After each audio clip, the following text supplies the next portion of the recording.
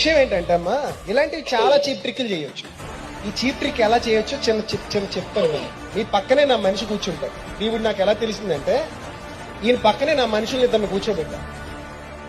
మీ మధ్యలో కూడా అక్కడక్కడ కూర్చున్నారు మా వాళ్ళు. నాకు వాట్సాప్ లో టక్ పంపించారు పైకి. మీతో మాట కలుపుతారు, నాకు పంపించేస్తారు. ఇది అమ్మతేజ అనేవాడు చేసే చీప్ ట్రిక్ కూడా ఇదే హరిహర కావాల కళాభవన్లో చేస్తాడు.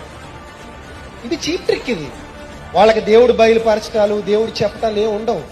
ఇప్పుడు మరి అమ్మ ఎస్ఆర్ నగర్ నుంచి వచ్చావు, నువ్వు హైదరాబాద్ లో ఉంటావు.